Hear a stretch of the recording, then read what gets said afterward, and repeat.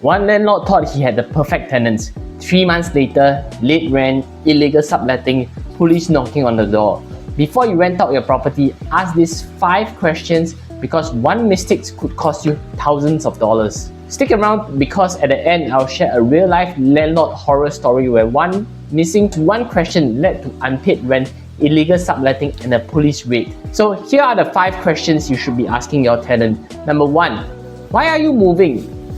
What these questions reveals actually trying to understand what's the reason for them moving, whether is it a natural reasons or a red flag questions. Sometimes the answers could be the landlord is selling the unit.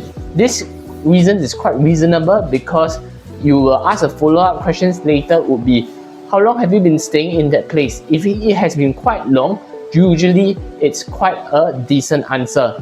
However, some red flag questions could be I had disputes with my housemates or my landlord. It could raise a potential red flag questions altogether. Another possible scenario is that if the tenant is moving because the renter that the landlord is asking is a lot higher than the market and the landlord was not able to reduce it, this could be also a green flag situation where their tenant is looking for reasonable price rent for them to consider. The second question you should ask, how long have you been staying in your current property? This question is trying to understand how long this person typically stays in the current unit so that you can understand that whether this person is trying to rent for a long term or a short term period of time. If they have been staying for 3 to 5 years in their current property and they have their school children studying nearby, it shows stability and reliability. However, some tenants could be saying that they move every single year. It could simply means that there could be a rental payment issues or unstable job or just difficult behaviors which makes them move many times also. So the thing is that if they have short rental history, ask references from their previous landlords if let's say they are okay to provide you with it as well. Question number 3, who is currently staying in the property?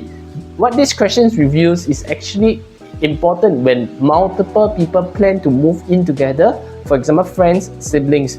Of course, the good answers that they can give is that they currently living alone and they'll be moving in with their spouse. This is a clear and straightforward answer. Some red flags could be I've been staying with her friends but we have difficulty or disagreements working along with each other. This could indicate difficulty getting along with housemates also. Something worse would be one person renting the entire flat and then possibly finding other friends to stay in. This could come somewhat tells me that he might have an intention of unauthorized subletting. So a good pro tip is that if multiple tenants are moving in, you need to make sure that the main tenant is responsible for the lease. Question number 4, how many locations have you been staying in and why did you move each time? So you want to understand different stages of time where they have stayed in so that it help you assess whether the tenant is stable or whether they frequently move due to disputes, financial struggles or personal reasons. Good answer is that I've lived 2 places over the last 8 years. The first was because it was close to my kids' school. The second was because of my workplace. The not so good answer would be I've moved 5 times across the last 5 years, meaning to say every year they have shift once a year. This shows that the tenant there is a difficulty handling the tenants, or this tenants seems to like to house hop every single year. So look for tenants that can stay for a long period, especially in their previous rental history. So number 5, how do you handle minor maintenance issues in the rental home? This question's reviews shows whether they are independent and responsible or expect the landlord to fix every single minor issues. So of course, the good answer that we could hear from them is that they handle the small things themselves, like replacing light bulbs, unclogging the drains and stuff like that. But if a tenant says that he calls my landlords every single time to fix and repair every single thing, then it seems like this tenant have a very high maintenance and demanding issues all the time. I have tenants who seem to spoil a lot of things throughout the entire lease. And like aircon spoiled 2 times within the entire lease period. This kind of like is not very good for the landlord also. Imagine renting out your property thinking you have secured a stable group of tenants only to discover a nightmare unfolding inside your own home. That's what exactly happened to a landlord I know who unknowingly handed his keys to a ticking time bomb. So at first everything seems fine.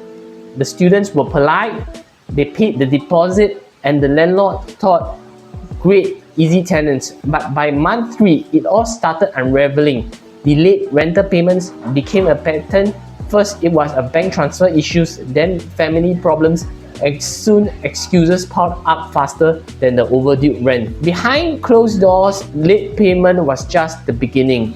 The landlord noticed more people coming and going into the unit more than expected. He initially struck it off until one of his neighbors caught him. Did you know that there are way more than 6 people living in your unit? That's when he realized the students that weren't just tenants, they were running an illegal sublet operations.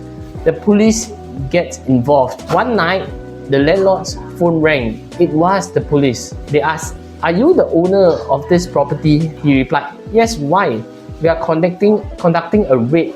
Your tenants are harboring illegal immigrants." What started as a simple lease agreement had turned into a full-blown legal crisis. Realizing the severity of the situation, the landlord had no choice but to chase them out. But instead of quietly leaving the unit, the tenants trashed the unit. Walls were vandalized, furniture destroyed, and appliances left broken beyond repair.